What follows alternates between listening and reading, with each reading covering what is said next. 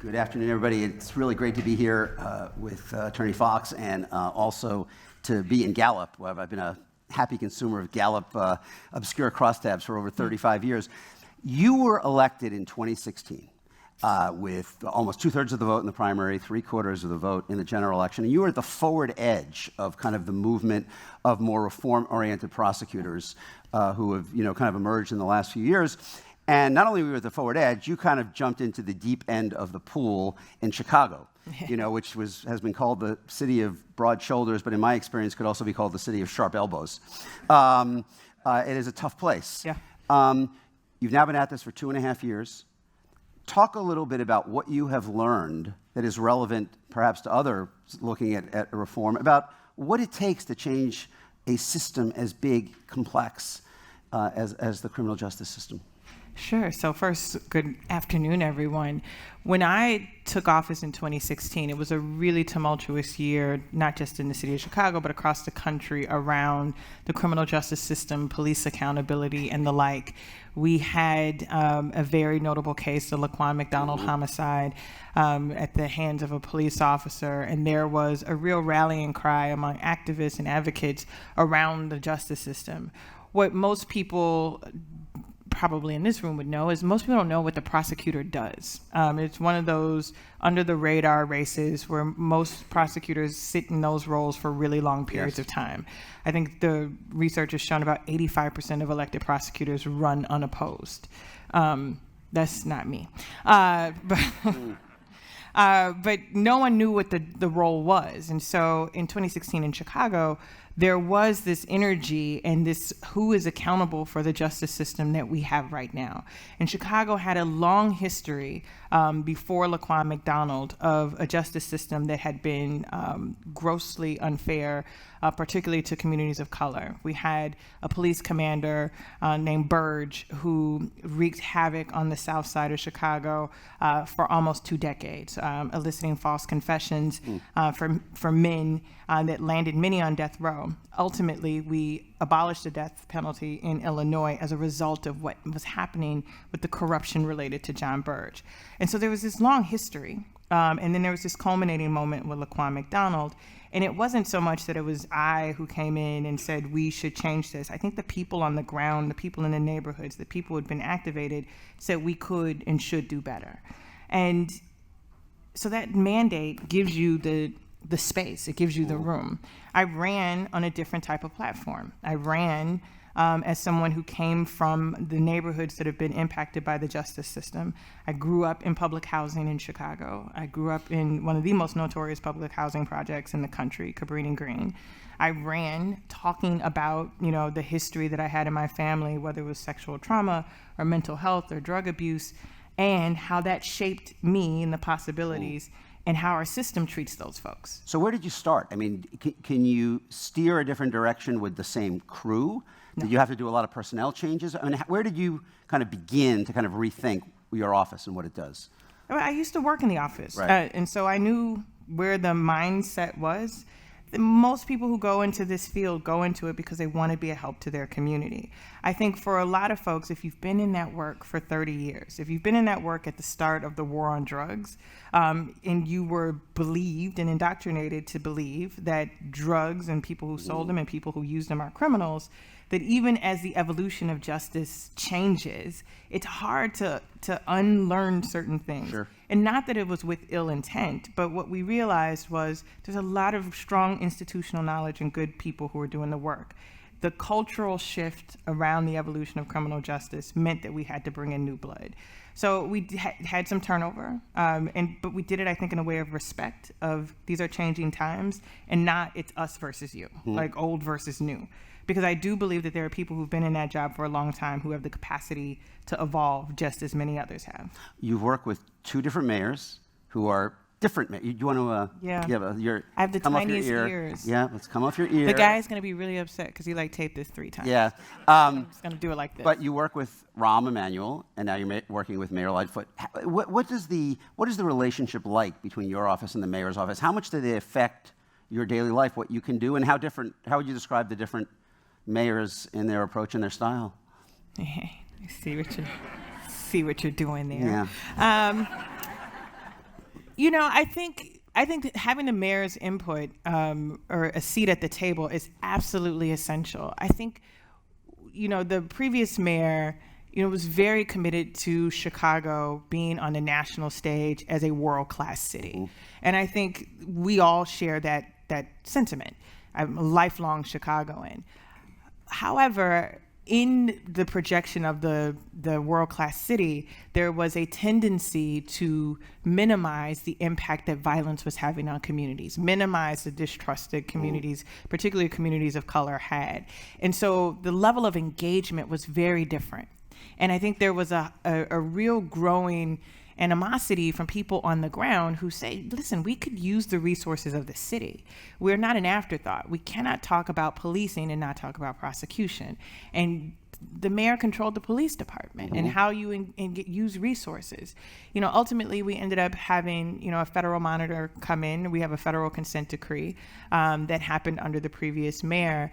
And I think there's a real opportunity, and I'm hopeful that the current mayor believes that, for the city to take a lead role on reform, for the city to be able to be, thank you. Mm-hmm. I tried. Yeah. All right, free at last. Oh my gosh.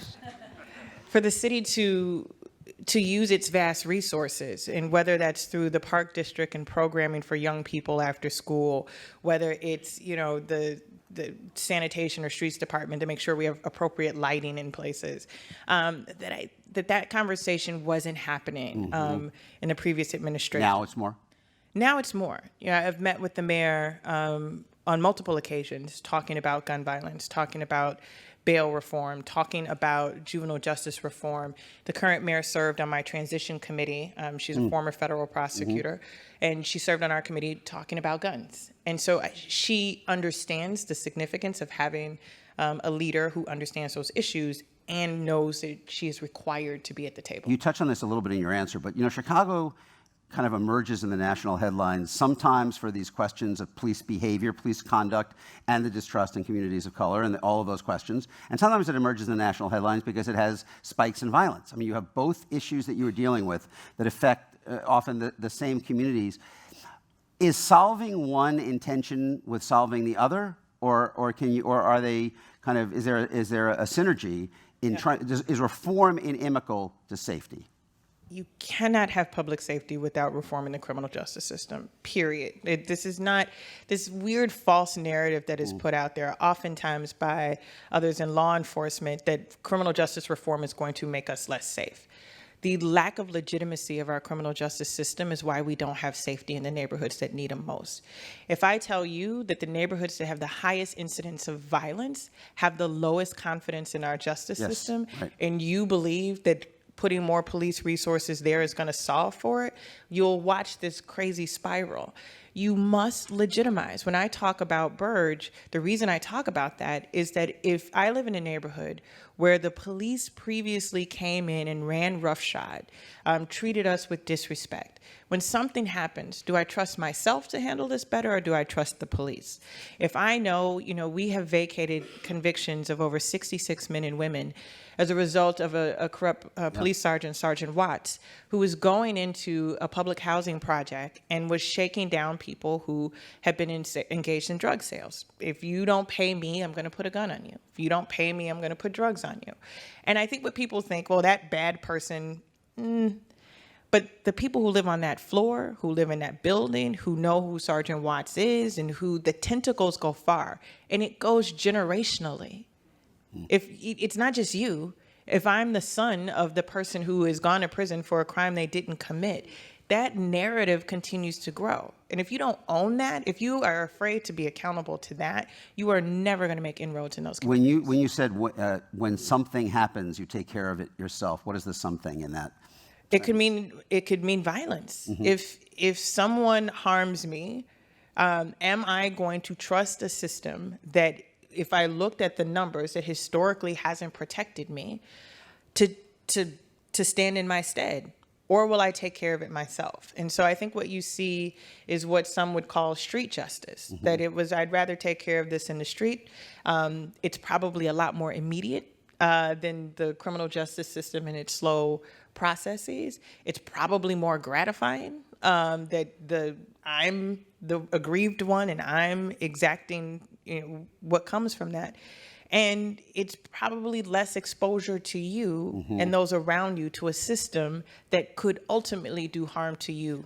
There was a report that came out this summer by a coalition of groups, I think should be noted, generally sympathetic to your approach, that said in your second year, the number of people sentenced to jail or prison has declined by about 19%, while violent crime is also down by about 8%. I want to unpack those. What have been the steps that allow you to get that large a reduction in the number of people being incarcerated? What have been the kind of the individual pieces that you had to pursue to get to kind of that level of change? I think we started out with what are our resources and how are we using them. In 2016, we had over 760 people in the city of Chicago who were victims of homicide. We had 3,400 people who were victims of shootings. 3,400 people. I have an office that has 800 lawyers. We're second only to Los Angeles. Los Angeles only deals with felonies. In Chicago and Cook, I deal with felonies, misdemeanors, juvenile, traffic, child support, appeals. And by the way, we are also the lawyer of record for the county on the civil side. So we defend them in medical malpractice, torts, workers' compensation, labor and employment. That's my office. So I have this incredible rate of violence. I have a mandate and a staff that, even though 800 seems large, so what we said was, I care about violence. How are we spending our resources? And I looked at a number of offenses. So if 2016, bloodiest year in 20 years, our number one referred prosecution in 2016, when we looked at the data, I think data is incredibly important, was retail theft. So for those of you who aren't, it's shoplifting. Yeah. And why is that? Illinois has one of the lowest felony thresholds for retail theft in the country. So Indiana, their threshold is $750. In Wisconsin, $2,000. Minnesota, $1,000. Indiana, $700. In Illinois, it's $300. And so when your threshold is that low, when you talk about catching easy prey, no one wants anyone to steal from merchants. But if the number one prosecuted crime isn't guns in a city that's bleeding out, but retail theft because the threshold is so low. So that was the first thing we did. We said, let's be more in line with other jurisdictions. So I said, using our prosecutorial discretion, we would charge anything under $1,000 as a misdemeanor. People would still be charged, still be prosecuted. It would be a misdemeanor. That saw the greatest reduction. So in 2017, the number one referred prosecution to our office was guns, as it should be. The other thing that we saw was we were prosecuting people for driving on suspended driver's licenses because they could not pay their tickets. And I say, if you've ever seen the movie It's a Beautiful Mind, where the math is doing this, picture this. We are incarcerating and prosecuting you because you can't afford to pay a ticket and your license was suspended, so you may not be able to get to and fro to work. And so I'm going to put you in jail where you're not able to generate money to pay the ticket to not go to jail.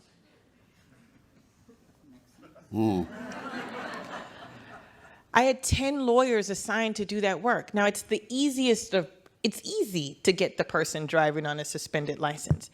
It's harder to get the person who shot someone. It's why we have a homicide clearance rate in Chicago that is significantly lower than the national average. A year ago, our... Can I interrupt there one quick? Yeah. Is it significantly different on the south side and the north side, the clearance rate? Is it lower on the south side? I think holistically, the clearance rate was 18%. 18%. 18% of our homicides were being cleared closed. It means 82% of our homicides were not being solved. But we were catching everybody who was driving on a suspended license for not paying their ticket. We got those folks who were shoplifting from TJ Maxx. And is that clearance rate something that, is that ultimately police resources as well? Or is that, can you change that from your office significantly? Or ultimately the police have to have a different focus as well? I think it's all of it. I think from the police standpoint, resources, right? If I have limited resources, the city of Chicago, the county, the CPD represents only one of my police departments. I have 130 other police departments, to be clear. They are our largest. But if your resources aren't going to solving the most violent crimes, if we are more of processing low-level offenses, then you aren't able to dedicate what you need, the detective resources and the like. I think they've been overwhelmed. I think they want to solve these crimes. I think it's incredibly important, you're right, on the south and west sides, which are predominantly African-American communities, with a clearance rate that low, again, street justice. Yeah. But again, if you can't solve for it, if people can kill with impunity and you live in the same neighborhoods as those folks, there is a sense I'd rather take care of this myself. You are in the same position, I think, as other reformers, where the relationship it maybe is most fraught with the police union, right? And they wrote a letter recently, a deep mistrust now exists between your office and ours. We no longer believe that your office will treat our members fairly, either in the arrests they make or when they are victims of crime. Obviously, after the Jussie Smollett case, that exacerbated it. Is that just inherent in, if you want to be a reforming prosecutor, do you have to accept that conflict with the police union is part of the course, or is there a way that you can work better and kind of have less conflict with that force in the community? Or is it just go with the job now? If you want to go in the direction you want to go, this is like what comes with the territory. I think I've always been clear when I came into this office that there were things that we were going to need to do, like be accountable to the people that we serve. It's one of the reasons that I have our data. We're the first prosecutor's office to put every charging decision we've made on an open data portal so people can check our work. And I think what we've found is historically prosecutors and law enforcement partners have been, joined at the hip. And it really is about checks and balances. And I think the moment that you start doing the check and trying to balance, then the accusation comes that you are either with us or against us. And that is incredibly problematic. I have and believe wholeheartedly that the legitimacy of our law enforcement partners, their credibility in the community, is critical to my success as a prosecutor. I need them to be legitimate. I need them to be credible. You need witnesses. Because they are who brings us the cases. They are an essential element to what we do. And so I think what I've seen, during the course of my time and in other prosecutors' offices across the country is that the union has believed that reform, anything short of, because I'm told, you need to lock up everyone we bring you. And I'm telling them, I need to make sure that we're ensuring public safety by going after those who are harming community. That the evolution of criminal justice, to the recognition now, I think it's universally accepted that drug addiction is a public health issue. Is it universally accepted? The opioid epidemic has taken hold of so many communities. We all understand that people need treatment, not incarceration. 6 out of the top 10 cases that are referred to our cases are drug possession cases. And you're actually now in a process of expunging some of those. Yes. Talk about that. Explain that. Apparently, it's National Expungement Week. I did not know that there was, but you are on topic. Yes. Yeah. Yes. We knew. So, for example, marijuana legalization. As we saw marijuana becoming legal across the country, it had not yet become legal in Illinois. I could not, as a prosecutor, in good faith, prosecute people for doing things that across a border would be legal. I also didn't think it was appropriate that those people who are now going to be able to make billions by the metric ton, John Boehner and his friends. He's moved on from the Merlot. Yeah. Just, and the cigarettes. Just checking. Yeah. Are going to make a lot of money off of this. And neighborhoods that have been decimated, where the economy in those neighborhoods have largely been dependent on street sales, are going to labor under convictions. And so we announced before legalization took hold in Illinois that we would be vacating the convictions of anyone who was possessed with 30 grams or less, going back as far as our records would allow us to do. And so we... Only possession, not sale? Or sale as well? So far, only possession. But so far, meaning you'd like to get to sale?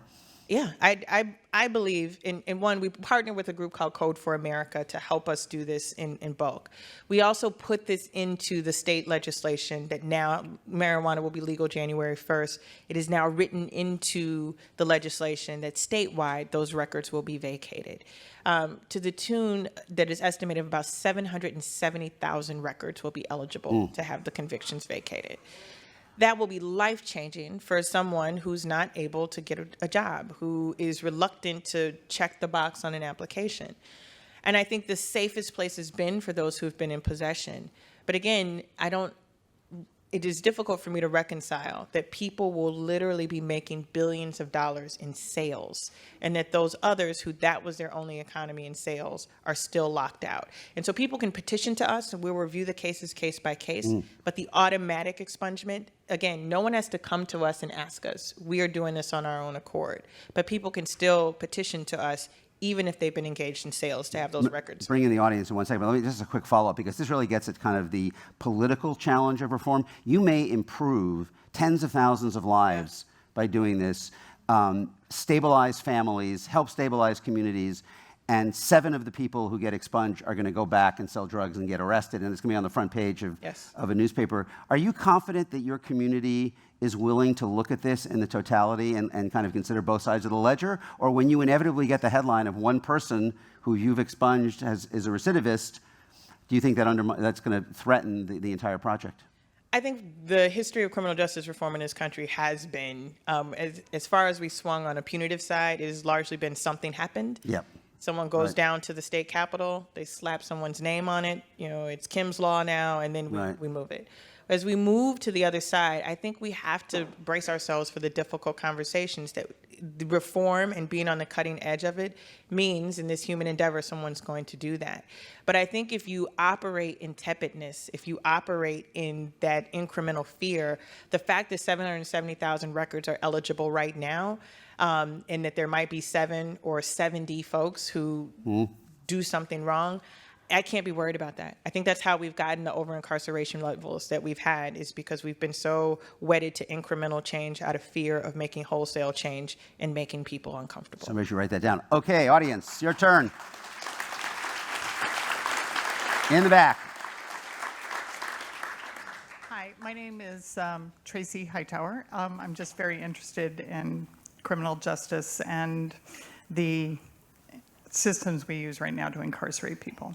And if you're going to release 750,000 folks who have, been unjustly imprisoned, what happens to all of the facilities? Because that's a lot of people. Well, and I should be clear, it's not people, it's the records. So we're going back decades. And so how many people is it? So we're trying to suss that out. Are there multiple records per person? We know that it will be over 100,000 folks. Wow. So those people, most of them aren't in jail anymore. And that's the other thing. Like, we get the arrest, we'll make it, most people will get probation. They may not even get a prison sentence on these low-level felonies. Again, why we have to think about what we're doing here. They're not going to prison for long periods of time on these low-level drug cases. The conviction lasts with them a lifetime. The collateral consequences of that conviction last far beyond what a traditional sentence will be. And so the facilities will continue to have people. I mean, I think it's my goal that if we're going to use incarceration, we should use it for people who are a threat to our public safety, not to people who annoy us. Because we would be beyond capacity. Let's get one more. Hi, Judith Brown, Dianis from Advancement Project. So I have a question about police unions, because you didn't finish your point about the way in which unions are getting in the way. There was a piece in the New York Times today about the fact that we can't get rid of mass incarceration unless we do something about the police. And so I'd like for you to finish your point about the police unions and what you've been trying to do about it. Yeah, it's been a really difficult relationship because they are protecting the interest of their members. And so that level of advocacy sometimes affords them an opportunity to walk away from conversations. I think the public has to hold police unions accountable. I think the conflation of the good work that the men and women of our law enforcement do on the front lines and what happens with unions, we have to separate that out. Like there's the police and then there's the police union. And I think the demand for criminal justice reform requires that we demand that everyone sits at the table. And that's not a demand that I can make alone. I assure you I make that demand often. But I think the public at large has to make that demand. We're seeing it in Chicago with the consent decree. So when you were talking a few minutes ago about convictions, I was thinking in the last half hour how much conviction you have displayed about this mission that you're on, and it really has been a terrific conversation. Would you join me in thanking the state's attorney in Cook County, Kimberly Foxx? Thank you so much.